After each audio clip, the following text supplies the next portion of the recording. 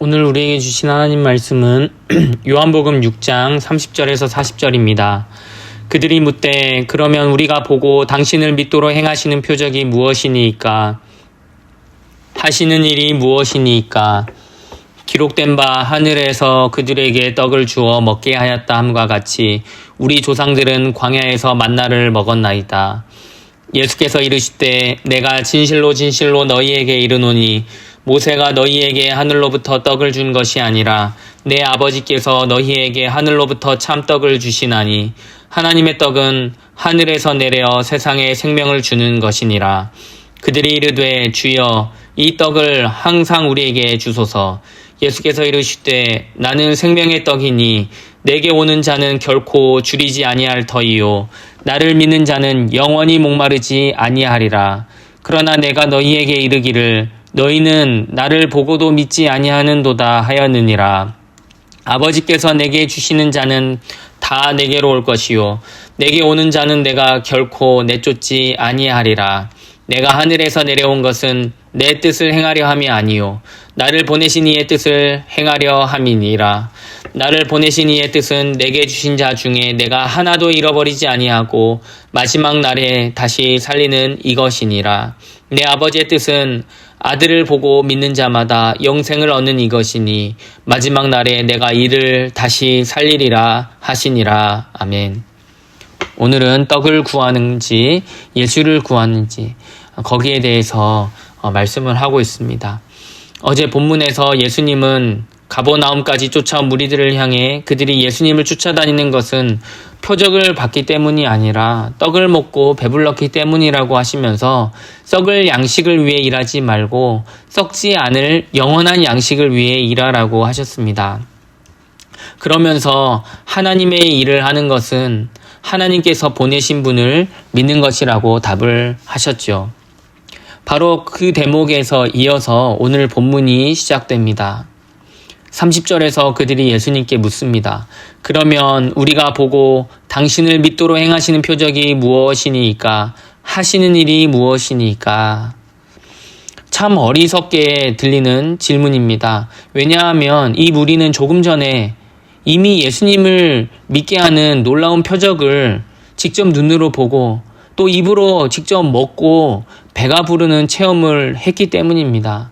그런데도 마치 전혀 그러한 기억이 없다는 것처럼 이렇게 말합니다. 31절입니다. 기록된 바 하늘에서 그들에게 떡을 주어 먹게 하였다 함과 같이 우리 조상들은 광야에서 만나를 먹었나이다. 이것이 무슨 뜻입니까? 예수님을 향해서 당신이 모세보다 더 위대한 분입니까? 라고 묻고 있는 것입니다. 이 사람들은 모세가 떡을 주었다고 생각하면서 물었습니다. 하지만 예수님은 그들의 이러한 잘못된 생각을 고쳐주시죠. 모세가 만나를 준 것이 아니라 하늘에 계신 하나님께서 만나를 주신 것이고 그뿐 아니라 하나님께서 이제는 참떡이신 예수 그리스도를 그들에게 주셨다라는 것입니다. 우리는 그럼에도 불구하고 여전히 표적을 보여달라고 구하고 있지만 예수님은 너희가 구하고 있는 그 표적이 가리키는 그분이 바로 나다. 예수님이 바로 그 떡이다라고 밝히고 계십니다. 우리는 육적인 양식을 구하지만 예수님은 영생의 양식을 주십니다. 육의 양식을 먹고 배부른 그들은 머지않아 곧 배고픔을 느끼게 될 터였지만 예수님은 영의 양식을 먹으라고 하시면서 그 양식을 먹는 사람들은 영원히 목마르지도 줄이지도 않을 것이라고 말씀하십니다. 35절을 함께 보십시오. 예수께서 이르시되 나는 생명의 떡이니 내게 오는 자는 결코 줄이지 아니할 터이요 나를 믿는 자는 영원히 목마르지 아니하리라. 여기서 요한복음의 유명한 표현인 나는 무엇이다 라는 표현이 등장합니다. 헬라어로는 에고 에이미라고 하는데요. 요한복음에서는 이렇게 독특한 표현으로 예수님의 정체를 여러 차례 밝히는데 그 에고 에이미, 나는 무엇이다 하는 그 시리즈의 첫 번째가 오늘 본문의 생명의 떡이라고 하는 예수님의 자기 선언입니다. 이것은 단순한 위로가 아닙니다. 영생에 대한 선언입니다. 광야의 만나처럼 예수님은 하늘에서 내려오신 분입니다. 위로부터 주어진 선물 같은 분입니다. 은혜의 그 자체이십니다. 광야의 만나처럼 그분을 먹으면 죽지 않고 살 수 있습니다. 광야의 만나를 매일 거두어야 했던 것처럼 우리도 날마다 부지런히 그분을 바라보며 그분을 믿고 의지해야 합니다. 그런데요, 예수님이 광야의 만나와 다른 점이 있습니다. 만나를 먹었던 사람들은 결국에는 다 죽었습니다. 그러나 예수님을 먹는 자들은 결코 죽지 않고 영생을 얻게 됩니다. 만나가 광야의 모든 이스라엘에게 주어졌다면 예수님이 주시는 영생은 그분을 믿고 영접한 사람들에게만 주어집니다. 37절에서 그것을 예수님은 아버지께서 내게 주시는 자라고 표현하십니다. 그리고 만나가 장차 다가올 실체를 가리키는 예표, 즉 어떠한 표지판 같은 그런 역할을 했다라면 예수님은 그 만나가 가리키는 실체이시고 또 성취 그 자체이십니다. 그래서 히브리서 기자는요, 이 광야 세대의 이스라엘이 듣는 것과 믿음을 결부시키지 않았기 때문에 광야에서 죽음에 이르게 되었다라고 말씀하면서 이것을 순종과 연결합니다. 말씀을 듣고 행하는 것이 믿음이라는 것입니다. 광야 시대 이스라엘에게 복음이 들렸고 율법이 선언되었습니다.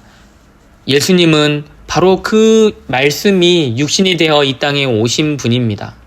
그러니까요, 그 당시 이스라엘에게 선포된 말씀은 이 땅에 오실 메시아, 공의와 사랑이 가득한 분 예수 그리스도 그 자체와도 같습니다. 그래서 그 말씀에 순종하는 것은 곧 그리스도께 복종하는 것과도 같았습니다.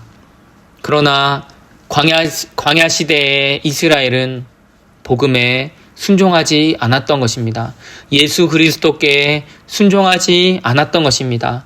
복음을 믿지 않았고 예수 그리스도를 믿지 않은 것입니다.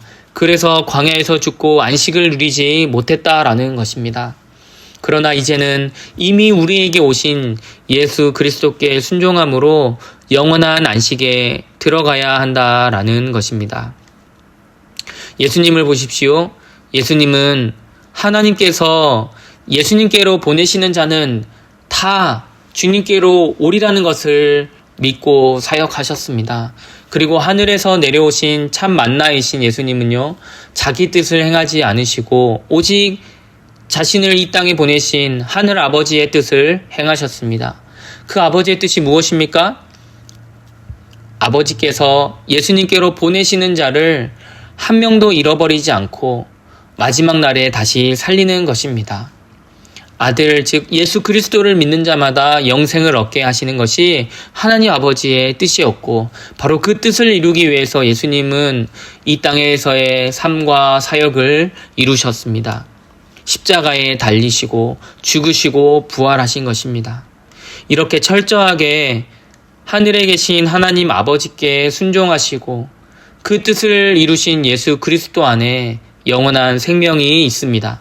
그리고 그 영생을 얻는 것은요, 예수 그리스도를 믿는 것을 통해서만이 주어집니다. 예수 그리스도를 믿는다는 것은 단순히 그분이 역사적으로 존재했다라는 것을 인정하는 것만이 아닙니다. 그분이 하늘에서 내려오신 참떡이심을 받아들이고 그분만이 나의 생명이라는 사실을 믿고 그분을 의지하는 것입니다. 내 힘과 나의 어떤 공로와 내 열심으로가 아니라 하나님께서 보내신 아들을 전적으로 신뢰하는 것입니다. 여기서 우리는 한 가지 깊이 생각하게 됩니다. 우리가 예수님께 무슨 표적을 더 보일 수 있느냐라고 그렇게 요청을 했죠. 그러나 예수님은 더 큰 기적을 보여주시는 것이 아니라 자기 자신을 내어주셨습니다. 바로 십자가입니다. 광야의 만나가 하늘에서 내려왔듯이 예수님은 하늘 보좌를 떠나 이 땅에 오셨고 단지 내려오신 것으로 끝나지 않으시고 찢기시고 부서지셔서 우리에게 생명이 되어주셨습니다.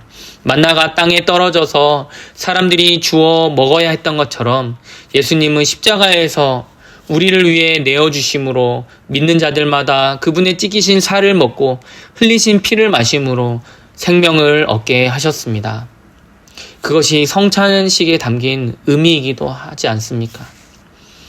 예수님은 약속하셨습니다. 내가 마지막 날에 다시 살리리라.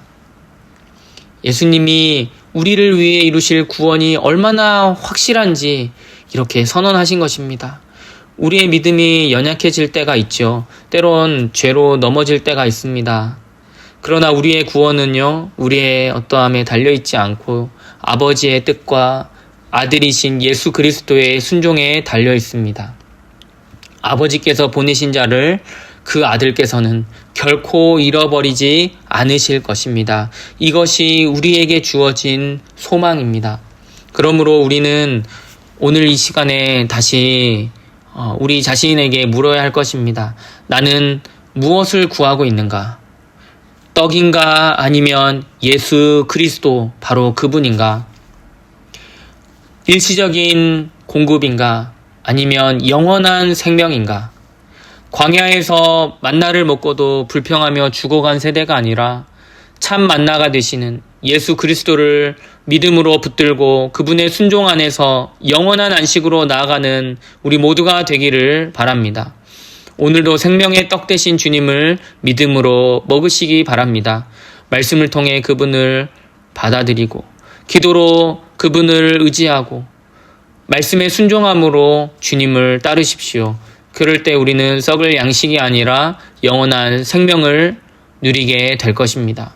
그리고 마지막 날에 우리를 다시 살리시는 주님의 손에 붙들려서 영원한 안식, 참된 안식에 들어가게 될 줄로 믿습니다.